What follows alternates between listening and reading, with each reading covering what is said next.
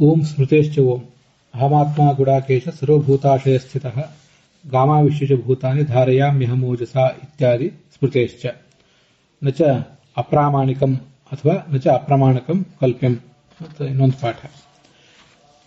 ಈ ಸೂತ್ರಕ್ಕೆ ಸಂಬಂಧಿಸಿದಂತೆ ಜಯತೀರ್ಥರ ತತ್ವಪ್ರಕಾಶಕ, ಅದಕ್ಕಿಂತ ಮುಂಚೆನೆ ತತ್ವಪ್ರದೀಪ, ಇದನ್ನೆಲ್ಲ ನಾವು ನೋಡಿ ಮುಗಿಸಿದ್ದೀವಿ. ಈ ಜಯತೀರ್ಥರ ತತ್ವಪ್ರಕಾಶಕದಲ್ಲಿ ತುಂಬಾ ವಿವರಗಳು ಬಂದಿವೆ. ಆದ್ದರಿಂದ ನಾವು ಅದನ್ನು ಪ್ರತಿಯೊಂದು ದಿವಸ ಕೂಡ ಸ್ವಲ್ಪನೇ ನೋಡಿದ್ದೇವೆ. ಈ ಒಂದು ಭಾಗದಲ್ಲಿ ಅದನ್ನು ಇಡಿಯಾಗಿ ಸಂಕ್ಷಿಪ್ತವಾಗಿ ಒಂದು ಬಾರಿ ನೋಡಬೇಕಾಗಿದೆ. ಅದಕ್ಕಾಗಿ ಈಗ ನಾವು ತೊಡಗಿದ್ದೇವೆ.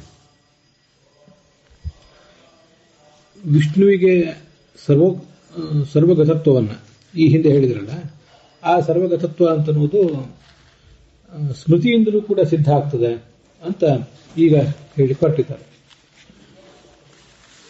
ಅದಕ್ಕಾಗಿ ವೇದವ್ಯಾಸ ಸೂತ್ರವನ್ನು ರಚನೆ ಮಾಡಿದ್ದಾರೆ. ಆ ಸೂತ್ರವನ್ನು ಹೇಳಿ ಆ ಸೂತ್ರದಲ್ಲಿ ಸೂಚಿತವಾದ ಸ್ಮೃತಿಯನ್ನು, ಅಂದರೆ ಪೌರುಷೇಯ ವಾಕ್ಯವನ್ನು ತೋರಿಸಿಕೊಡ್ತಾ ಇದ್ದಾರೆ. ಸ್ಮೃತೇಶ್ಚ ಅಂತ. ಈ ಸ್ಮೃತಿಯೂ ಕೂಡ ವೇದವ್ಯಾಸರ ಮಾತೇ ಅಲ್ವಾ. ಆದ್ದರಿಂದ ವೇದವ್ಯಾಸರ ಮಾತಿನ ಬಗ್ಗೆ ಸಂಶಯ ಇದ್ದವರಿಗೆ ಮತ್ತೆ ಇನ್ನೊಂದು ವೇದವ್ಯಾಸರ ಮಾತಿನ ಉದಾಹರಣೆ ಕೊಟ್ಟರೆ ಅದು ಹೇಗೆ ನಮಗೆ ಸಹಾಯಕ ಆಗ್ತದೆ ಅಂತ ಪ್ರಶ್ನೆ ಬಂದರೆ, ಸ್ಮೃತಿ ಎನ್ನುವುದು ಕೃಷ್ಣನ ಮಾತು, ಭಗವದ್ಗೀತೆ ಅನ್ನೋದು ಕೃಷ್ಣನ ಮಾತು. ಆ ಕೃಷ್ಣನ ಮಾತನ್ನ ವೇದವ್ಯಾಸರು ಭಗವದ್ಗೀತಾ ರಚನೆ ಮಾಡಿ ಅನುವಾದಿಸಿದ್ದಾರಷ್ಟೆ. ಅದರಿಂದ ವೇದವ್ಯಾಸರ ಮಾತಿಗೆ ಕೃಷ್ಣನ ಮಾತು ಸಹಾಯಕ ಆಗ್ತದೆ ಅಂತ ಅಭಿಪ್ರಾಯ. ಕೃಷ್ಣನ ಮಾತನ್ನಾದರೂ ಯಾಕೆ ನಂಬಬೇಕು ಅಂತ ಮತ್ತೆ ಯಾರಿಗಾದ್ರೂ ಪ್ರಶ್ನೆ ಬಂದರೆ, ಅದಕ್ಕೆ ಮತ್ತೆ ಕೃಷ್ಣ, ವೇದವ್ಯಾಸ ಅವರೆಲ್ಲರೂ ಕೂಡ ಹೇಗೆ ನಮಗೆ ಸ್ವೀಕಾರಕ್ಕೆ ಯೋಗ್ಯರು ಅನ್ನೋದನ್ನೆಲ್ಲ ಮತ್ತೆ ಪ್ರತ್ಯೇಕವಾಗಿ ಹೇಳಬೇಕಾಗ್ತದೆ. ಇಲ್ಲಿ ನಚ ಅಪ್ರಮಾಣಕಂ, ಪ್ರಮಾಣರಹಿತವಾದ್ದನ್ನ ಅಥವಾ ಅಪ್ರಾಮಾಣಿಕಂ ಅಂತಿದೆಯಲ್ಲ, ಅದನ್ನು ಕಲ್ಪನೆ ಮಾಡಬಾರದು ಅಂತ ಹೇಳಿದ್ದಾರೆ. ಅದಕ್ಕೆ ಹಿನ್ನೆಲೆ ಅಂದರೆ, ಏವಂ ಸೂತ್ರಾಣಿ ವ್ಯಾಖ್ಯಾಯ, ಸೂತ್ರಗಳಿಗೆ ಹೀಗೆ ವ್ಯಾಖ್ಯಾನ ಮಾಡಿದರು. ಇಷ್ಟು ವ್ಯಾಖ್ಯಾನ ಆದ ಮೇಲೆ ಬೇರೆಯವರು ಮಾಡುವಂತಹ ಅಪವ್ಯಾಖ್ಯಾನವನ್ನು ಇಲ್ಲಿ ನಿರಾಕರಿಸ್ತಾ ಇದ್ದಾರೆ. ಅದೇನು ಬೇರೆಯವರ ಅಪವ್ಯಾಖ್ಯಾನ ಅಂದರೆ, ಈಶ್ವರನೇ ಮನೋಮಯತ್ವಾದಿ ಗುಣ ನ ಜೀವ ಇತಿ ಪ್ರತಿಪಾದಿತೆ. ಈ ನಾವು ಏನು ಪ್ರತಿಪಾದನೆ ಮಾಡಿದೆವು, ಈ ಮನೋಮಯತ್ವ ಮೊದಲಾದ ಗುಣಗಳಿರುವುದು, ಮನೋಮಯತ್ವ, ಚಕ್ಷುರ್ಮಯತ್ವ ಮೊದಲಾದ ಗುಣಗಳಿರುವುದು ಅದು ಈಶ್ವರನಿಗೆ. ಅದರಿಂದ ಅವನನ್ನೇ ಸರ್ವಗತ ಅನ್ಬೇಕು, ಹೊರತು ಜೀವನನ್ನು ಸರ್ವಗತ ಅಂತ ಅನ್ನಬಾರದು. ಮನೋಮಯತ್ವಾದಿ ಗುಣಗಳು ಬರುವುದು ನೀವು ಅದ್ವೈತಿಗಳು ತಿಳಿದಂತೆ ಅದು ಜೀವನಿಗಲ್ಲ, ಹೊರತು ಈಶ್ವರನಿಗೆ ಅಂತ ನಾವು ಪ್ರತಿಪಾದನೆ ಮಾಡಿದ್ವಿ. ಇತಿ ಪ್ರತಿಪಾದಿತೆ, ಹೀಗೆ ಪ್ರತಿಪಾದನೆ ಆದಮೇಲೆ ಅವ್ರು ಪ್ರಶ್ನೆ ಮಾಡ್ತಾರೆ, ಹೌದು ನಿಮ್ಮ ಸಿದ್ಧಾಂತದಲ್ಲಿ ಜೀವ ಮತ್ತು ಬ್ರಹ್ಮರಿಬ್ಬರು ಒಂದೇ ಇರಬಹುದು, ಆದರೆ ನಮ್ಮ ಸಿದ್ಧಾಂತದಲ್ಲಿ ಅವರಿಬ್ಬರು ಅಭಿನ್ನರಾಗ್ತಾರಲ್ಲ. ಅಭಿನ್ನರಾಗಿರುವುದರಿಂದ ಜೀವೇಶ್ವರಯೋ ಐಕ್ಯಾತ್ ಕಥಮೇತತ್, ಜೀವೇಶ್ವರರಿಬ್ಬರು ಕೂಡ ಅಭಿನ್ನರಾದ್ದರಿಂದ ನೀವು ವಿಷ್ಣುವನ್ನೇ ಸರ್ವಗತ ಅಂತ ಹೇಳುವುದು ಹೇಗೆ ಅಂತ ಕೆಲವರು ಪ್ರಶ್ನೆ ಮಾಡ್ತಾರೆ. ಇತ್ಯಾಶಂಕ್ಯ ಕೇನಚಿದುಕ್ತಂ ನಾಯಂ ಪಾರಮಾರ್ಥಿಕೋ ಭೇದ ಕಿಂತು ಅತ್ರ ಮಿಥ್ಯಾಬೋಧ ಏವ ಸೂತ್ರಕೃತ ವಿವಕ್ಷಿತ ಐತಿ. ಮತ್ತೆ ಅವ್ರು ಹೇಳ್ತಾರೆ, ಈ ಜೀವ ಮತ್ತು ಬ್ರಹ್ಮರ ನಡುವೆ ಭೇದವನ್ನು ಸೂತ್ರಕಾರ ಹೇಳಿದ್ದಾರಲ್ಲ, ಅಂದ್ರೆ ಅದೂ ಏನಲ್ಲ. ಈ ಜೀವ ಬ್ರಹ್ಮರ ನಡುವೆ ಭೇದವನ್ನು ಹೇಳಿದ್ರೂ ಕೂಡ, ಸೂತ್ರಕಾರ ಹೇಳಿದ್ರೂ ಕೂಡ ಅದು ಆ ಭೇದ ಅನ್ನೋದು ಪಾರಮಾರ್ಥಿಕವಾದ ಭೇದ ಅಲ್ಲ, ಹೊರತು ಅದು ಮಿಥ್ಯಾಭೂತವಾದ ಭೇದ. ಆದ್ರಿಂದ ಆ ಭೇದವನ್ನು ಮಿಥ್ಯಾ ಅಂತ ನಾವು ಹೇಳ್ತೀವಿ ಅಂತ ಕೆಲವರು ಪ್ರಶ್ನೆ. ಅದಕ್ಕೆ ನಾವು ಹೇಳ್ತೀವಿ, ನ ಕಲ್ಪ್ಯಂ, ಹಾಗೆ ಮಾಡಬಾರ್ದು. ಭೇದ ಮಿಥ್ಯಾತ್ವೇ ಮಾನಾಭಾವ, ಭೇದವನ್ನು ಮಿಥ್ಯಾ ಅಂತ ಹೇಳಲಿಕ್ಕೆ ಯಾವುದೇ ಪ್ರಮಾಣ ಇಲ್ಲ. ಅದಕ್ಕೆ ಅವರೊಂದು ಅನುಮಾನವನ್ನೇ ಪ್ರಮಾಣವನ್ನಾಗಿ ತೋರಿಸೋ ಪ್ರಯತ್ನ ಮಾಡ್ತಾರೆ. ಜೀವೇಶ ಭೇದ ಅಂತ ಪಕ್ಷ, ಮಿಥ್ಯಾ ಅಂತದಕ್ಕೆ ಸಾಧ್ಯ. ಭೇದ ಆಗಿರುವುದರಿಂದ ಅಂತದರ ಹೇತು. ಭೇದತ್ವ ಅಂತಂದ್ರೆ ಭೇದತ್ವ ಎಂಬ ಧರ್ಮ ಇರುವುದರಿಂದ, ಎಲ್ಲೆಲ್ಲಿ ಭೇದತ್ವ ಇದೆಯೋ ಅಲ್ಲೆಲ್ಲ ಮಿಥ್ಯಾತ್ವ ಇದೆ. ಅದಕ್ಕೆ ದೃಷ್ಟಾಂತ ಚಂದ್ರಭೇದವತ್ತಂತ. ಚಂದ್ರನಲ್ಲಿ ಭೇದ ಅಂತ ಕಾಣಿಸ್ತದೆ. ಚಂದ್ರನನ್ನ ಕಣ್ಣಿನಿಂದ ತಿವಿದಾಗ ಮೂಲ ಆಕಾಶದಲ್ಲಿರುವ ಚಂದ್ರ ಅಲ್ಲದೇನೆ ಇನ್ನೊಂದು ಚಂದ್ರನ ಸ್ವರೂಪ ನಮಗೆ ಕಾಣಿಸ್ತದೆ. ಹಾಗೇನು ಕಾಣಿಸ್ತಾ ಇದೆ ಅಲ್ಲಿ ಚಂದ್ರ ಭೇದ ಏನಿದೆ ಅದು ಭೇದತ್ವ ಎಂಬ ಧರ್ಮ ಉಳ್ಳದ್ದಾದ್ರಿಂದ ಮಿಥ್ಯಾತ್ವ ಉಳ್ಳದ್ದು ಕೂಡ ಆಗಿದೆ. ಹೀಗೆ ಅನುಮಾನ ಪ್ರಮಾಣ ಇದೆ. ಆದ್ರಿಂದ ಈ ಜೀವೇಶರ ನಡುವಿನ ಭೇದವನ್ನು ಕೂಡ ನಾವು ಮಿಥ್ಯಾ ಸಾಧನೆ ಮಾಡ್ತೀವಿ ಅಂತ ಅವರ ಪ್ರಶ್ನೆ. ಅದಕ್ಕೆ ನಾವು ಉತ್ತರ ಹೇಳ್ತೀವಿ, ಈ ಭೇದವನ್ನು ಮಿಥ್ಯಾ ಅಂತ ನೀವು ಹೇಳುವಾಗ ಮಿಥ್ಯಾ ಎಂಬ ಶಬ್ದಕ್ಕೆ ನಿಮ್ಮ ತಾತ್ಪರ್ಯ ಏನು? ಸ್ವಲ್ಪ ಅದರ ಬಗ್ಗೆ ನಮಗೆ ನೀವು ವಿವರಣೆ ಕೊಡಬೇಕು ಅಂತ ಕೇಳ್ತೇವೆ ನಾವು. ಮಿಥ್ಯಾ ಅಂತಂದ್ರೆ ನಿಮ್ಮ ಅಭಿಪ್ರಾಯದಲ್ಲಿ ಅಸತ್ಯ ಅಂತ ಅಭಿಪ್ರಾಯವೋ ಅನಿರ್ವಚನೀಯ ಅಂತ ಅಭಿಪ್ರಾಯವೋ ಅಂತ ಹೀಗೆ ಕೇಳ್ತೇವೆ. ಅದಕ್ಕೆ ಅಸತ್ಯ ಅಂತ ಅಭಿಪ್ರಾಯ ಆದರೆ ಮಿಥ್ಯಾ ಇತ್ಯಸ್ಯ ಅಸತ್ವಾಭಿಪ್ರಾಯೇ, ಮಿಥ್ಯಾ ಎಂಬ ಶಬ್ದಕ್ಕೆ ಅಸತ್ಯ ಅನ್ನುವ ಅಭಿಪ್ರಾಯ ಇವ್ರದ್ದಾಗಿದ್ರೆ, ಹಾಗೆ ಪ್ರಯೋಗ ಮಾಡುವವರು ಅನುಮಾನ ಪ್ರಯೋಗ ಮಾಡುವವರು ತಾತ್ಪರ್ಯ ಹಾಗಾಗಿದ್ರೆ ಆವಾಗ ಅಪಸಿದ್ಧಾಂತ ಅದು. ಅವರು ಅದನ್ನ ಅಸತ್ಯ ಅಂತ ಒಪ್ಪಲಿಲ್ಲ. ಅವರ ಸಿದ್ಧಾಂತದಲ್ಲಿ ಪಾರಮಾರ್ಥಿಕ ಸತ್ಯ ಬ್ರಹ್ಮ, ಈ ಜಗತ್ತೆಲ್ಲವೂ ವ್ಯಾವಹಾರಿಕ ಸತ್ಯ, ಮತ್ತೆ ಈ ಶುಕ್ತಿರಜತ ಮೊದಲಾದದ್ದು ಪ್ರಾತಿಭಾಸಿಕ ಸತ್ಯ. ಶಶವಿಷಾಣವನ್ನು ಅಸತ್ಯ ಅಂತ ಹೇಳ್ತಾರೆ ಅವರು. ಈ ಜಗತ್ತೆಲ್ಲವನ್ನು ವ್ಯಾವಹಾರಿಕ ಸತ್ಯ ಅಂತ ಹೇಳ್ತಾರಲ್ಲ, ಆ ವ್ಯಾವಹಾರಿಕ ಸತ್ಯವಾದ ಜಗತ್ತಿನಲ್ಲಿ ಸೇರಿಕೊಂಡದ್ದು ಈ ಜೀವೇಶ ಭೇದವೂ ಕೂಡ ಸಮಸ್ತ ಪ್ರಪಂಚದಲ್ಲಿ ಇದು ಕೂಡ ಸೇರಿಕೊಂಡಿದೆ. ಅದನ್ನು ನೀವು ವ್ಯಾವಹಾರಿಕ ಸತ್ಯ ಅಂತ ಹೇಳ್ತೀರಿ ನೀವು ಅದ್ವೈತಿಗಳು ಹೊರತು, ಅದನ್ನು ಪಾರಮಾರ್ಥಿಕ ಸತ್ಯ, ಅದನ್ನ ಅಸತ್ಯ ಅಂತ ನೀವು ಹೇಳಿಲ್ಲ. ಮತ್ತು ಅಸತ್ಯ ಅಂತ ಆಗಬೇಕಾದ್ರೆ ಅದ್ರ ಜ್ಞಾನವೇ ಬರೋದಿಲ್ಲ. ಯಾವುದು ಅಸತ್ಯವಾಗಿರ್ತದೋ ಅದು ಜ್ಞಾನ ಬರೋದಿಲ್ಲ ಅಂತ ನಿಮ್ಮ ಸಿದ್ಧಾಂತ. ಈ ಜೀವೇಶ ಭೇದದ ಜ್ಞಾನ ಅಂತೂ ಬರ್ತದೆ, ಅದನ್ನು ಪ್ರಮಾಣ ಅಂತ ಸ್ವೀಕಾರ ಮಾಡಬೇಕು ಬೇಡ ಅಂತೂ ಬೇರೆ ವಿಚಾರ. ಅಂತೂ ಜ್ಞಾನ ಅಂತೂ ಬರ್ತದೆ ಜೀವೇಶ್ವರ ಭೇದದ್ದು. ಅದರಿಂದ ಅದನ್ನ ಅತ್ಯಂತ ಅಸತ್ಯ ಅಂತ ಹೇಳಿ ಬರೋದಿಲ್ಲ, ಅಪಸಿದ್ಧಾಂತ ದೋಷ ಬರ್ತದೆ. ಇನ್ನು ಅನಿರ್ವಚನೀಯ ಅಂತ ಅಭಿಪ್ರಾಯ ಹೇಳ್ತೀವಿ ನಾವು. ಹೌದು, ನಮ್ಮ ಸಿದ್ಧಾಂತದಲ್ಲಿ ಬ್ರಹ್ಮ ಪಾರಮಾರ್ಥಿಕ ಸತ್ಯ, ಜಗತ್ತೆಲ್ಲವೂ ವ್ಯಾವಹಾರಿಕ ಸತ್ಯ. ಜಗತ್ತೆಲ್ಲವೂ ವ್ಯಾವಹಾರಿಕ ಸತ್ಯ, ಜಗತ್ತೆಲ್ಲವನ್ನೂ ನಾವು ಅನಿರ್ವಚನೀಯ ಅಂತೇವೆ. ಅದರಲ್ಲಿ ಸೇರಿದ ಈ ಜೀವೇಶ ಭೇದವನ್ನು ಕೂಡ ಅನಿರ್ವಚನೀಯ ಅಂತಲೇ ನಾವು ಅಭಿಪ್ರಾಯ ಪಡ್ತೇವೆ. ಅದು ಸತ್ವ ಅಲ್ಲ, ಅಸತ್ವ ಅಲ್ಲ, ಸತ್ಸತ್ವಗಳಿಗಿಂತಲೂ ವಿಲಕ್ಷಣ ಅಂತ ಈಗ ನಮ್ಮ ತಾತ್ಪರ್ಯ ನಾವು ಹೇಳ್ತೇವೆ ಅಂತ ಅವ್ರು ಹೇಳಿದರೆ ಆವಾಗ ಅದಕ್ಕೆ ನಿರಾಕರಣೆ ಮಾಡ್ತಾರೆ. ಅಪ್ರಸಿದ್ಧ ವಿಶೇಷಣತ್ವ, ಇಲ್ಲಿ ವಿಶೇಷಣ ಅಂತಂದ್ರೆ ವಿಧೇಯ ಅಂತ ಅರ್ಥ. ಈ ಪಕ್ಷದಲ್ಲಿ ಯಾವ ವಿಶೇಷಣವನ್ನ ಅಂದರೆ ವಿಧೇಯವನ್ನ ನಾವು ಹೇಳಬೇಕಾಗಿದೆಯೋ, ವಿಧೇಯ ಅಂದ್ರೆ ಗಮನಿಸಬೇಕು. ವಿಧೇಯ ಅಂದ್ರೆ ವಿಧಾತು ಯೋಗ್ಯ, ಯಾವುದು ಹೇಳಲಿಕ್ಕೆ ಯೋಗ್ಯವಾಗಿದೆಯೋ ಅದನ್ನು ವಿಧೇಯ ಅಂತ ಹೇಳ್ತಾರೆ. ಯಾವುದು ಸಾಧಿಸಲಿಕ್ಕೆ ಯೋಗ್ಯವೋ ಅದೇ ಸಾಧ್ಯ.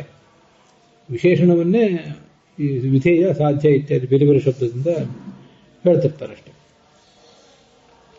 ಹೀಗೆ ಅಪ್ರಸಿದ್ಧ ವಿಶೇಷಣತ್ವ, ಈ ಅನುಮಾನ ಪ್ರಯೋಗಕ್ಕಿಂತ ಮುಂಚೆ ನಮಗೆಲ್ಲೂ ಕೂಡ ಅನಿರ್ವಚನೀಯವಾದಂಥ ವಸ್ತು ಕಂಡಿಲ್ಲ. ಆದ್ರಿಂದ ಈ ಹೇತು ಅಂತನ್ನೋದು ಇಲ್ಲಿ ಹೇತು ಅಲ್ಲ, ಸಾಧ್ಯ ಅಂತನ್ನೋದು ಅಪ್ರಸಿದ್ಧವಾಗಿದೆ. ಆದ್ರಿಂದ ಅಪ್ರಸಿದ್ಧ ವಿಶೇಷಣತ್ವ, ಅಪ್ರಸಿದ್ಧವಾದ ವಿಶೇಷಣವುಳ್ಳದ್ದು ಈ ಅನುಮಾನವಾಯಿತು. ಆದ್ರಿಂದ ಅನುಮಾನಕ್ಕೆ ಅಪ್ರಸಿದ್ಧ ವಿಶೇಷಣತಾ ಎಂಬ ದೋಷ ಬಂತು ಅಂತ ಅದರ ತಾತ್ಪರ್ಯ. ಇನ್ನು ನಾವು ಅಸತ್ಯ ಅಂತ ಹೇಳೋದಿಲ್ಲ, ಅನಿರ್ವಚನೀಯ ಅಂತಲೂ ಹೇಳೋದಿಲ್ಲ. ಅನಿರ್ವಚನೀಯ ಅಂತ ಹೇಳಿದ್ರೆ ಈ ಅನುಮಾನ ಪ್ರಯೋಗಕ್ಕಿಂತ ಮುಂಚೆ ಅನಿರ್ವಚನೀಯವಾದ್ದೆಲ್ಲೂ ಕಂಡಿಲ್ಲ. ಆದ್ರಿಂದ ನೀವು ನಮಗೆ ಈ ದೋಷವನ್ನು ಹೇಳ್ತೀರಿ, ಹೌದು ಒಪ್ಪೋಣ, ಅಪ್ರಸಿದ್ಧ ವಿಶೇಷಣತ್ವ ದೋಷ ಹೇಳ್ತೀರಿ. ಅದಕ್ಕೆ ನಾವು ಸತ್ವಾಭಾವವನ್ನು ಸಾಧನೆ ಮಾಡ್ತೀವಿ. ಈ ಜಗತ್ತೆಂಬುದು ಸತ್ಯವಲ್ಲ, ಜಗತ್ತಲ್ಲ, ಜೀವೇಶ ಭೇದ ಅನ್ನೋದು ಸತ್ಯ ಅಲ್ಲ ಅಂತ ಹೀಗೆ ಹೇಳ್ತೇವೆ. ಸತ್ವಾಭಾವ ಸಾಧನೆ ಹಾಗೆ ನೀವು ಅದ್ವೈತಗಳು ಮಾಡ್ಲಿಕ್ಕೆ ಹೊರಟ್ರೆ ತಥೇವ ಅಸತ್ವಾಪತ್ತೇ, ಸತ್ವ ಇಲ್ಲ ಅಂತಂದ್ರೆ ಅಸತ್ವವೇ ಬರಬೇಕಾದಿತ್ತು. ಜಗತ್ತಿನಲ್ಲಿರುವುದು ಸತ್ಯ ಮತ್ತು ಅಸತ್ಯ ಅಂತ ಎರಡೇ. ಸತ್ಯ ಅಲ್ಲ ಅಂತ ಆದ್ರೆ ಅದು ಅಸತ್ಯವೇ ಆಗಿರಬೇಕು, ಹಾಗೆ ಅಸತ್ಯ ಅಲ್ಲ ಅಂತ ಆದ್ರೆ ಸತ್ಯವೇ ಆಗಿರಬೇಕು.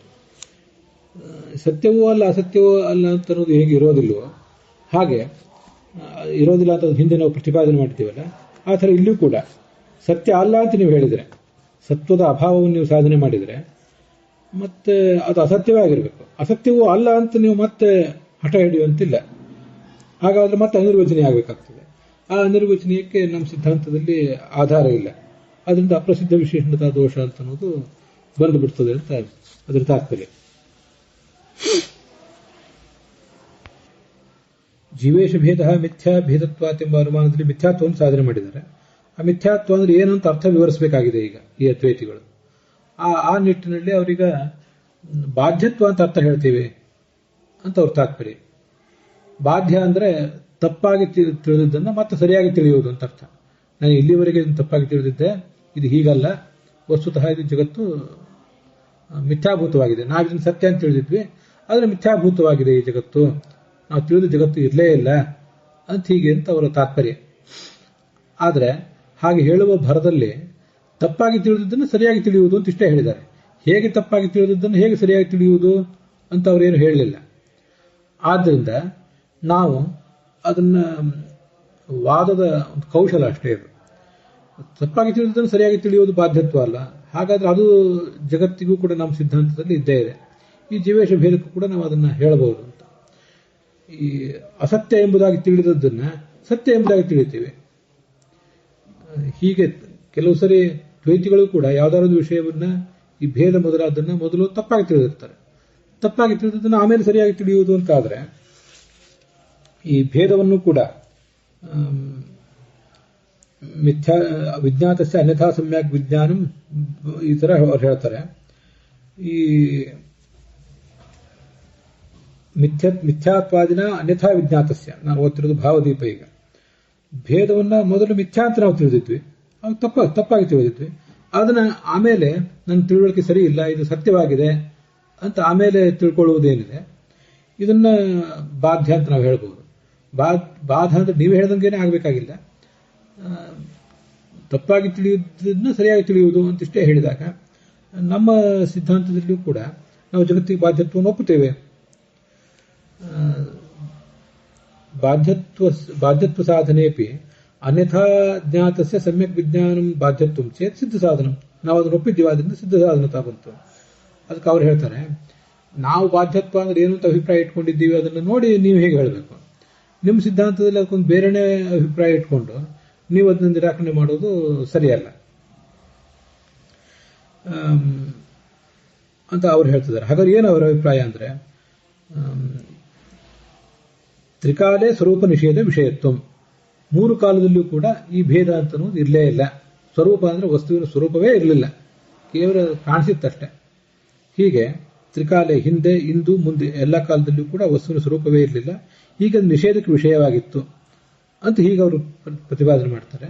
ಪ್ರತಿಪಾದನೆ ಮಾಡಿ ನಮಗೆ ಹೇಳ್ತಾರೆ, ನೀವು ಇದನ್ನು ಒಪ್ಪಲಿಲ್ಲಲ್ಲ, ನೀವು ಈ ಥರ ಇಲ್ಲಿ ಜಗತ್ತಿಗೆ ಬಾಧ್ಯತ್ವವನ್ನು ಒಪ್ತೀರಿ, ಒಪ್ಪಲಿಲ್ವಲ್ಲ ಅಂತಂದ್ರೆ ಹಾಗಾದ್ರೆ ಮತ್ತೆ ಅಸತ್ವಾಪತ್ತಿ, ಹಿಂದೂ ಇರಲಿಲ್ಲ, ಮುಂದೂ ಇರಲಿಲ್ಲ, ಈಗೂ ಇರಲಿಲ್ಲ ಅಂದ್ರೆ ಅರ್ಥ ಏನು?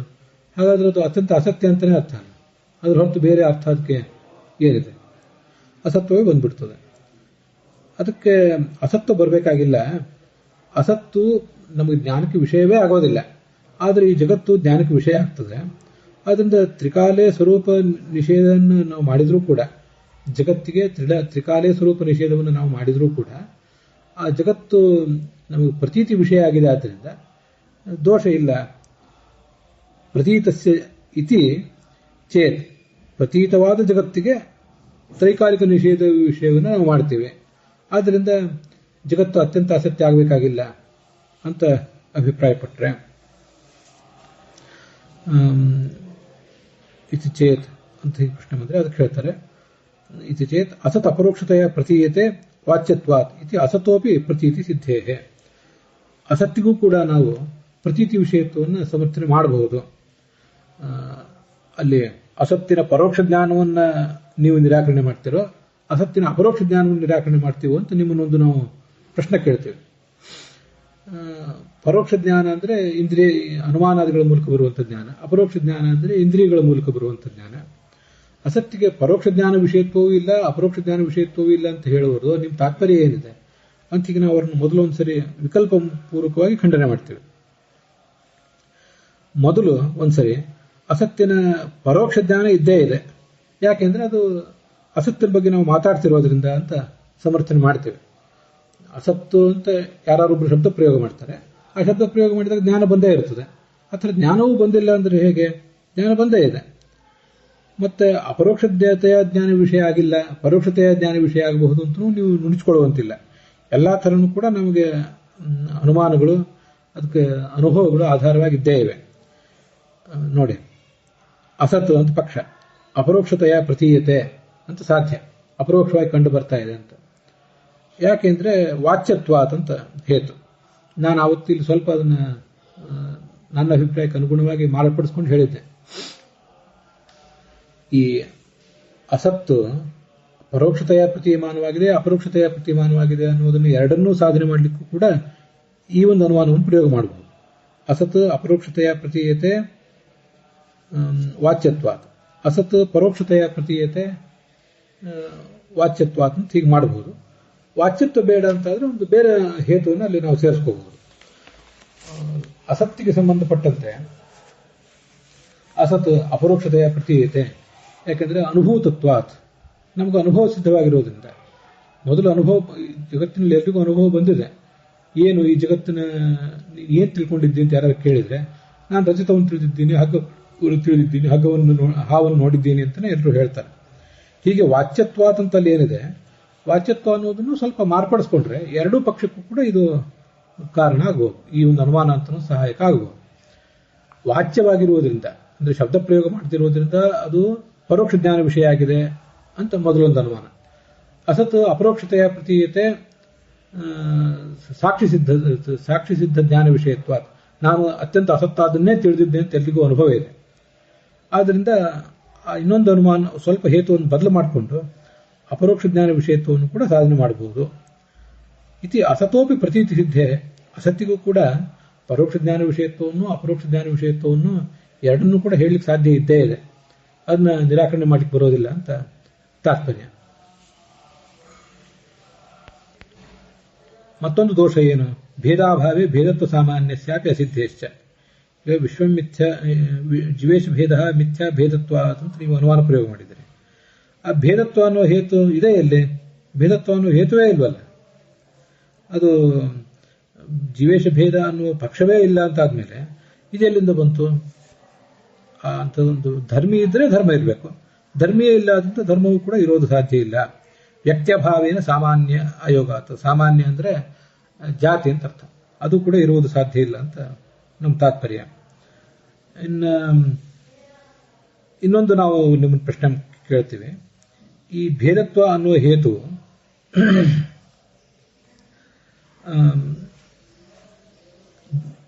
ಮೋಕ್ಷ ಮತ್ತು ಆತ್ಮರ ನಡುವಿನ ಒಂದು ಭೇದ ಅಲ್ಲಿ ಇದೆಯೋ ಇಲ್ವೋ ಅಂತ ನಾವು ನಿಮ್ಮನ್ನು ಪ್ರಶ್ನೆ ಮಾಡ್ತೇವೆ. ಮೋಕ್ಷ ಅದ್ರ ಬಗ್ಗೆ ಸ್ವಲ್ಪ ಅದಕ್ಕಿಂತ ಮುಂಚೆ ಮೋಕ್ಷ ಅಂದ್ರೆ ಏನಂತ ಅವ್ರು ಹೇಳ್ತಾರೆ? ಅವಿದ್ಯಾ ನಿವೃತ್ತಿಯನ್ನೇ ಮೋಕ್ಷ ಅಂತ ಅವರು ಅಭಿಪ್ರಾಯ ಪಡ್ತಾರೆ. ಅವಿದ್ಯಾವು ನಿವೃತ್ತ ಆಗುವುದೇ ಮೋಕ್ಷ, ಅವಿದ್ಯೆ ಇರುವುದೇ ಸಂಸಾರ, ಅವಿದ್ಯಾ ನಿವೃತ್ತವಾಗುವುದೇ ಮೋಕ್ಷ ಅಂತ ನಾವು ಅವರ ಅಭಿಪ್ರಾಯ ಪಡ್ತಾರೆ. ಅವಿದ್ಯಾ ನಿವೃತ್ತಿ ರೂಪವಾದ ಮೋಕ್ಷಕ್ಕೆ ಆತ್ಮನಿಂದ ಭೇದ, ಆತ್ಮ ಅಂದ್ರೆ ಪರಮಾತ್ಮ ಇರುವವನೊಬ್ಬನೇ, ಅವನಿಂದ ಭೇದ ಅಂತ ಹೀಗೆ ಅಭಿಪ್ರಾಯ ಬಂದಾಗ ಅಂತ ನಾವು ತಿಳ್ಕೊಂಡಾಗ ಅಂತೂ ಆತ್ಮನಿಂದ ಆತ್ಮ ಪ್ರತಿಯೋಗಿಕವಾದ ಮೋಕ್ಷ ನಿವೃತ್ತಿ ಅಂದ್ರೆ ಅವಿದ್ಯಾ ನಿವೃತ್ತಿ ರೂಪವಾದ ಮೋಕ್ಷ ಅನಿಯೋಗಿಕವಾದ ಭೇದವನ್ನು ನಾವು ಈಗ ಪರಿಗಣಿಸಿದಾಗ ಅಲ್ಲಿ ಅದು ಕೂಡ ಒಂದು ಭೇದ ಆಗಿದೆ. ಆ ಭೇದದಲ್ಲಿ ಭೇದತ್ವ ಎಂಬ ಹೇತು ಇದೆ, ಆದರೆ ಮಿಥ್ಯಾತ್ವ ಎಂಬ ಸಾಧ್ಯ ಅಲ್ಲಿಲ್ಲ, ಅದರಿಂದ ವಿಚಾರ ಬಂತು ಅಂತ ಅದರ ತಾತ್ಪರ್ಯ. ಅದಕ್ಕೆ ಅವ್ರು ಹೇಳ್ತಾರೆ ನಚ ಅಸಾವಪಿ ಭೇದ ಮಿಥ್ಯಾ, ಅಲ್ಲ ಆ ಭೇದವನ್ನು ಮಿಥ್ಯಾ ಅಂತಾನೆ ಹೇಳ್ತೀವಿ ನಾವು, ಎಲ್ಲಾ ಭೇದವನ್ನು ಮಿಥ್ಯಾ ಅಂತಾನೆ ಹೇಳುವವರು ನಾವು. ಜಗತ್ ಪರಮಾತ್ಮಗಿಂತ ಭಿನ್ನವಾದ ಎಲ್ಲವೂ ಕೂಡ, ಎಲ್ಲ ಜಗತ್ತು ಕೂಡ ಮಿಥ್ಯಾ ಅಂತಾನೆ ನಾವು ಹೇಳುವವರು. ಆದ್ರಿಂದ ಈ ಮೋಕ್ಷಕ್ಕೆ ಆತ್ಮನಿಂದ ಇರುವ ಭೇದ ಏನಿದೆ ಅದನ್ನು ಮಿಥ್ಯಾ ಅಂತ ಹೇಳ್ತೀವಿ ಅಂತ ಅಭಿಪ್ರಾಯ ಪಟ್ರೆ, ಹಾಗಾದ್ರೆ ಆ ಭೇದ ಮಿಥ್ಯಾ ಅಂತ ಹೇಳಿದ್ರೆ ಭೇದಕ್ಕೆ ಆಧಾರವಾದಂಥ ಅವಿದ್ಯಾ ನಿವೃತ್ತಿ ರೂಪವಾದ ಮೋಕ್ಷ ಏನಿದೆ ಅದು ಕೂಡ ಮಿಥ್ಯಾ ಅಂತ ನೀವು ಹೇಳ್ದಂಗೆ ಆಗ್ತದೆ. ಯಾಕಂದ್ರೆ ಧರ್ಮ ಇಲ್ಲದೆ ಹೋದ್ರೆ ಆ ಧರ್ಮಿಯೂ ಕೂಡ ಇರೋದಿಲ್ಲ. ಭೇದ ಅಂತ ಧರ್ಮಿ ಸ್ವರೂಪ ನಮ್ಮ ದೃಷ್ಟಿಯಲ್ಲಿ. ಘಟ ಇದೆ ಅಂತಂದ್ರೆ ಅದು ಪಟಾದಿಗಳಿಗಿಂತ ಭಿನ್ನವಾಗಿಯೇ ಇದೆ ಅಂತಾನೆ ಅರ್ಥ. ಅದು ಪಟಾದಿಗಳಿಗಿಂತ ಭಿನ್ನವಾಗಿಲ್ಲ ಅಂತಂದ್ರೆ ಅದು ಭೇದವೇ ಇಲ್ಲ ಅಂತಾನೆ ತಾತ್ಪರ್ಯ ಆಗ್ತದೆ. ಆದ್ರಿಂದ ನಿಮ್ದು ಆ ಸಿದ್ಧಾಂತ ಸರಿಯಲ್ಲ ಅದು. ಹಾಗಾಗಿ ಭೇದ ಅನ್ನುವುದು ವಸ್ತುವಿನ ಒಂದು ಹೆಗ್ಗುರುತದು. ಆ ಹೆಗ್ಗುರುತೇ ಇಲ್ಲ ಅಂತಾದ್ರೆ ಅಲ್ಲಿ ಭೇದವೆಂಬ ಹೆಗ್ಗುರುತ ಇಲ್ಲದೆ ಹೋದ್ರೆ ಆ ವ್ಯಕ್ತಿಯು ಕೂಡ ಇರೋದಿಲ್ಲ. ಆ ವ್ಯಕ್ತಿಯೇ ಇಲ್ಲ ಅಂತಾದ್ರೆ ಅಂದ್ರೆ ಮೋಕ್ಷ ನಿವೃತ್ತಿ ಎಂಬ ಅವಿದ್ಯಾ ನಿವೃತ್ತಿ ಎಂಬ ಮೋಕ್ಷವೇ ಇಲ್ಲ ಅಂತಾದ್ರೆ ಅಂದ್ರೆ ಮೋಕ್ಷ ಹೊರಟೋಯ್ತು ಅಂತ ಆಯ್ತು. ಒಂದ್ಸರಿ ಗಳಿಸಿದ್ರಿ ಮೋಕ್ಷವನ್ನ, ಅದು ಹೊರಟೋಯ್ತು ಅಂತ ನೀವು ಅಭಿಪ್ರಾಯ ಪಟ್ಟಂಗಾಯ್ತು. ಹಾಗೆ ಮಾಡಿದ್ರೆ ಆವಾಗ ಮತ್ತೆ ಸಂಸಾರವೇ ಬರಬೇಕಾದಿತ್ತು. ಹೋದ ಸಂಸಾರ, ಒಂದ್ಸರಿ ಕಟ್ಟಾದಂತಹ ಸಂಸಾರ, ವಿಚ್ಛಿನ್ನವಾದ ಸಂಸಾರ ಮತ್ತೆ ಬರಬೇಕಾದಿತ್ತು. ಸಂಸಾರ ಬರಬೇಕಾದಿತ್ತು ಅನ್ನೋದಕ್ಕಿಂತ ಮೋಕ್ಷ ಅಂತ ಅನ್ನೋದು ನಿವೃತ್ತ ಆಗಬೇಕಾದಿತ್ತು ಅಂತ ನಮ್ಮ ತಾತ್ಪರ್ಯ. ಮತ್ತೆ ಇನ್ನೊಂದು ವಿಚಾರವೇನು ಅಂದ್ರೆ ಮಿಥ್ಯಾಭೂತಸ್ಯಾಪಿ ಅನಿವರ್ತ್ಯತ್ವೇ ಪ್ರಕೃತ ಭೇದಸ್ಯಾಪಿ ತಥಾತ್ವಂ ನಾನಿಷ್ಟಂ. ಈ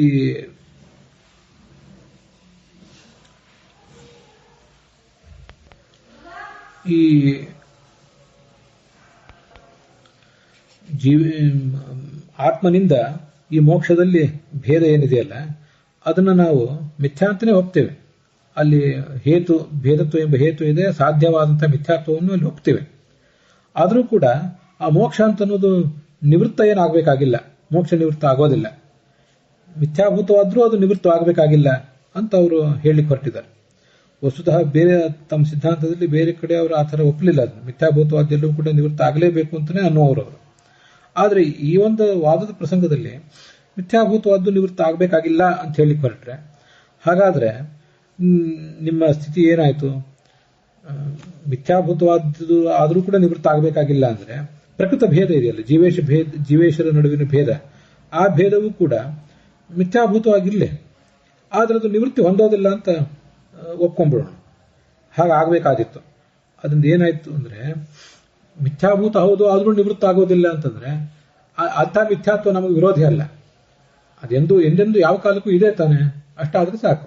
ಪಂಚಭೇದಗಳು, ಜೀವರ ನಡುವಿನ ಭೇದ ಇವೆಲ್ಲವೂ ಕೂಡ ಹಾಗೆ ಜೀವೇಶ ಭೇದವೂ ಕೂಡ ಮಿಥ್ಯಾಭೂತ ಅಂತ ನೀವೇನೋ ಹಠ ಹಿಡಿದು ಮಿಥ್ಯಾಭೂತ ಅಂತ ಹೇಳಿ ಕೊಟ್ಟಿದ್ದೀರಿ. ಮಿಥ್ಯಾಭೂತ ಹೌದು, ಆದರೆ ಅದು ನಿವೃತ್ತ ಆಗುವಂಥದ್ದಲ್ಲ ಅಂತಾದ್ರೆ ಪ್ರಕೃತಿ ಭೇದಸ್ಯಾಪಿ ತಥಾತ್ವಂ ನ ಅನಿಷ್ಟಂ. ಜೀವೇಶ ಭೇದಕ್ಕೂ ಕೂಡ ಅಂಥ ಒಂದು ಮಿಥ್ಯಾತ್ವ ಅಂತ ಅನ್ನೋದು ನಮಗೆ ಅನಿಷ್ಟವೇನಲ್ಲ. ಅದು ನಿವೃತ್ತಿ ಆಗೋದಿಲ್ಲ, ಆದರೂ ಮಿಥ್ಯಾಭೂತವಾಗಿದೆ ಅಂದ್ರೆ ಆಗಿರ್ಲಿ ಬಿಡಿ, ನಾವು ಜಗತ್ತು ಸತ್ಯತ್ವಕ್ಕೆ ಪೂರಕವೇ ಆಯಿತು ಅಂತ ನಮ್ಮ ತಾತ್ಪರ್ಯ. ಇನ್ನು ಕೊನೆಯದಾಗಿ ಅವುಗಳ ನಡುವಿನ ಭೇದವೇ ಇಲ್ಲ ಅಂತಾದ್ರೆ ಆತ್ಮನಿಂದ ಮೋಕ್ಷಕ್ಕೆ ಭೇದ ಇದೆ ಅಂತ ಇಟ್ಕೊಂಡು ಇಲ್ಲಿ ತನಕ ನಿರಾಕರಣೆಗಳು. ಭೇದ ಇದೆ ಅಂತ ಆದ್ಮೇಲೆ ಅದೇ ಅಲ್ಲಿ ಭೇದತ್ವ ಎಂಬ ಹೇತು ಬಂತು, ಸಾಧ್ಯ ಬಂತು ಇಲ್ಲೋ ಅಂತ ಈಗೆಲ್ಲ ಪ್ರಶ್ನೆ ಬಂತು. ಭೇದವೇ ಇಲ್ಲ ಅಂತ ಆಗ್ಬಿಟ್ರೆ ನಚ ಆತ್ಮ ಮೋಕ್ಷಯೋ ಭೇದಾಭಾವ. ಹಾಗೆ ಭೇದವೇ ಇಲ್ಲ ಅಂತ ಆದ್ರೆ ಅವಾಗ ಏನ್ ಮಾಡಬೇಕು ಅಂತ ಪ್ರಶ್ನೆ ಬಂದ್ರೆ ಅದು ಸರಿಯಲ್ಲ.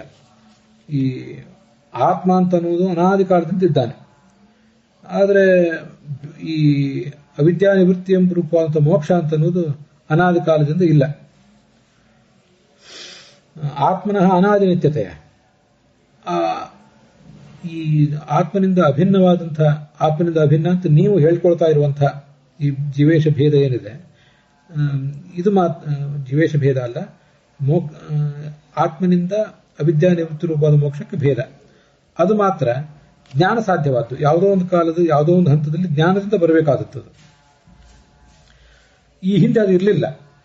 ಜ್ಞಾನದಿಂದ ಬರಬೇಕಾದಂಥ ಈ ಮೋಕ್ಷ ಏನಿದೆ ಅದು ಆತ್ಮನಿಂದ ಅಭಿನ್ನ ಆಗುವುದು ಸಾಧ್ಯ ಇಲ್ಲ, ಭಿನ್ನವೇ ಆಗಬೇಕು ಅಂತ ಅದರ ತಾತ್ಪರ್ಯ. ಆತ್ಮನಃ ಅನಾದಿನಿತ್ಯತೆ, ಆತ್ಮ ಅನಾದಿನಿತ್ಯ ಆದ್ದರಿಂದ ತದಭಿನ್ನ ಮೋಕ್ಷಸ್ಯ, ಅವನಿಂದ ಅಭಿನ್ನವಾದಂಥ, ಅಭಿನ್ನ ಎಂಬುದಾಗಿ ನಿಮಗೆ ಅಭಿಪ್ರೇತವಾದಂತಹ ಈ ಮೋಕ್ಷ ಏನಿದೆ ಅದು ಜ್ಞಾನ ಸಾಧ್ಯ ಅವಿದ್ಯಾ ನಿವೃತ್ತಿ ರೂಪತ್ವ ಅನುಪತ್ತೇ. ಮೋಕ್ಷ ಅಂದ್ರೆ ನಿಮ್ಮ ದೃಷ್ಟಿಯಲ್ಲಿ ಜ್ಞಾನದಿಂದ ಸಾಧ್ಯವಾದದ್ದು ಯಾವುದು, ಅದರ ಸ್ವರೂಪ ಏನು? ಅವಿದ್ಯಾದ ನಿವೃತ್ತಿ. ಅವಿದ್ಯಾ ಅನ್ನೋದು ಸಂಸಾರದಲ್ಲಿ ನಮ್ಮನ್ನು ಬಾಧಿಸ್ತಾ ಇದೆ, ಅವಿದ್ಯಾದ ನಿವೃತ್ತಿ ಅಂತ ಅನ್ನೋದು ಈಗ ಆಗಬೇಕಾಗಿದೆ. ಆದ್ದರಿಂದ ನೀವು ಕಾದಾಚಿತ್ಕವಾದಂಥ ಯಾವುದೋ ಒಂದು ಕಾಲದಲ್ಲಿ ಮಾತ್ರ ಇರುವಂತಹ ಈ ಅವಿದ್ಯಾ ನಿವೃತ್ತಿ ರೂಪವಾದ ಮೋಕ್ಷವನ್ನ ಆತ್ಮನಿಂದ ಅಭಿನ್ನ ಅಂತ ಹೇಳಲಿಕ್ಕೆ ಬರೋದಿಲ್ಲ, ಅವನಿಂದ ಭಿನ್ನ ಅಂತಲೇ ಹೇಳಬೇಕಾಗ್ತದೆ. ಮತ್ತು ದ್ವಾಸುಪರ್ಣ ಇತ್ಯಾದಿ ಶ್ರುತಿಗಳಿಂದ ವಿರೋಧವೂ ಕೂಡ ಇದೆ. ಜೀವೇಶರ ನಡುವೆ ಇರುವಂತಹ ಭೇದ ಅನ್ನೋದು ಮಿಥ್ಯಾಭೂತ ಅಂತ ನೀವೇನು ಈಗ ಅಪಲಾಪ ಮಾಡ್ತಾ ಇದ್ದೀರಿ. ಅದಕ್ಕೆ ಬೇರೆ ಶ್ರುತಿಗಳಿಂದ ವಿರೋಧವೂ ಕೂಡ ಇದೆ ಅಂತ ತಾತ್ಪರ್ಯ. ಶ್ರುತಿ ವಿರುದ್ಧ ಆದ್ರೂ ಇದನ್ನು ನಾವು ಸ್ವೀಕಾರ ಮಾಡಬಾರದು ಅಂತ ಅಭಿಪ್ರಾಯ. ಮತ್ತೆ ನೀವೇನು ದೃಷ್ಟಾಂತ ಕೊಟ್ಟಿದ್ದೀರಲ್ಲ, ಚಂದ್ರಭೇದವತ್ ಅಂತ, ಜೀವೇಶ ಭೇದ ಅಂತ ಅನ್ನೋದು ಮಿಥ್ಯಾ ಆಗಿದೆ, ಯಾಕಂದ್ರೆ ಭೇದ ಆಗಿರೋದ್ರಿಂದ ಚಂದ್ರಭೇದವತ್ ಅಂತ ಏನು ದೃಷ್ಟಾಂತ ಕೊಟ್ಟಿದ್ದೀರಲ್ಲ, ಆ ದೃಷ್ಟಾಂತವು ಕೂಡ ಸರಿಯಲ್ಲ. ಅದು ಯಾಕೆ ಅಂತಂದ್ರೆ ಅನ್ಯತರ ಚಂದ್ರಸ್ಯೈವ ಆರೋಪಿತತ್ವೇನ ಆರೋಪಿತ ಭೇದಸ್ಯ ಚ ಸತ್ವಾತ್. ಈ ಚಂದ್ರನಲ್ಲಿ ನಮಗೇನು ಕಣ್ಣಿನಿಂದ ತಿವಿದಾಗ 2 ಚಂದ್ರ ಕಾಣಿಸ್ತದಲ್ಲ, ಅದರಲ್ಲಿ 2 ಅಸತ್ಯ ಏನಲ್ಲ, ಒಂದು ಸತ್ಯ ಒಂದು ಅಸತ್ಯ. ಅದರಲ್ಲಿ ಅನ್ಯತರ ಚಂದ್ರ, 2ರಲ್ಲಿ ಒಂದು ಚಂದ್ರ ಅಂತ ಅನ್ನೋದು ಮಾತ್ರ ಆರೋಪಿತ, ಇನ್ನೊಂದು ಚಂದ್ರ ಸತ್ಯವೇ ಅಂತ ಆದ್ಮೇಲೆ ಆರೋಪಿತ ಮತ್ತು ಅನಾರೋಪಿತಗಳು ನಡುವೆ ಭೇದ ಅಂತ ಅನ್ನೋದು ಯಾವ ಕಾಲಕ್ಕೂ ಇರಲೇಬೇಕು, ಭೇದ ಇಲ್ಲದೆ ಹೋಗೋದಿಲ್ಲ. ರಜತಕ್ಕೂ ಶುಕ್ತಿ ರಜತಕ್ಕೂ ಭೇದ ಇರೋದಿಲ್ಲ, ಭೇದ ಇದ್ದೇ ಇರ್ತದೆ. ಹಾಗೆ ಇಲ್ಲಿಯೂ ಕೂಡ ಅನಾರೋಪಿತವಾದಕ್ಕೂ ಆರೋಪಿತವಾದಕ್ಕೂ ಭೇದ ಅಂತ ಅನ್ನೋದು ಇರಲೇಬೇಕು. ಸತ್ಯತ್ವಾಚ್ಚ ಅನಾರೋಪಿತ ಅನ್ಯತರ ಚಂದ್ರಸ್ಯೈವ ಆರೋಪಿತತ್ವೇನ, ಯಾವುದೋ ಒಂದು ಚಂದ್ರ ಮಾತ್ರ ಆರೋಪಿತ ಆದ್ದರಿಂದ ಆರೋಪಿತ ಅನಾರೋಪಿತ ಭೇದಸ್ಯ, ಆರೋಪಿತವಾದ ವಸ್ತುವಿಗೂ ಅನಾರೋಪಿತವಾದ ವಸ್ತುವಿಗೂ ಇರುವಂತಹ ಭೇದ ಅಂತಲೂ ಸತ್ಯವೇ ಆಗಬೇಕು. ಆದ್ರಿಂದ ಭೇದ ಮಿಥ್ಯಾಭೇದತ್ವ ಅಂತ ನೀವು ಪ್ರಯೋಗ ಮಾಡಿ ಅದಕ್ಕೆ ಈ ಚಂದ್ರಭೇದವನ್ನು ದೃಷ್ಟಾಂತವನ್ನು ಕೊಟ್ಟದ್ದು ಸರಿಯಲ್ಲ. ಆ ಭೇದ ಅಂತಲೂ ಸತ್ಯವೇ ಆಗಿದೆ. ಅತಃ ನ ಭೇದ ಮಿಥ್ಯಾತ್ವೇ ಮಾನಂ ಇತ್ಯಲಂ. ಅದರಿಂದ ಭೇದವನ್ನು ಮಿಥ್ಯಾ ಅಂತ ಹೇಳಿಕ್ಕೆ ಯಾವುದೇ ಪ್ರಮಾಣ ಇಲ್ಲ, ನೀವು ಅದನ್ನು ಹೇಗೆ ಹೇಳಬಾರದು ಅಂತ ಅಭಿಪ್ರಾಯ. ಅಲ್ಲಿಗೆ ಇವತ್ತಿನ ವಿಭಾಗ ಸಮಾಪ್ತ ಆಗಿದೆ.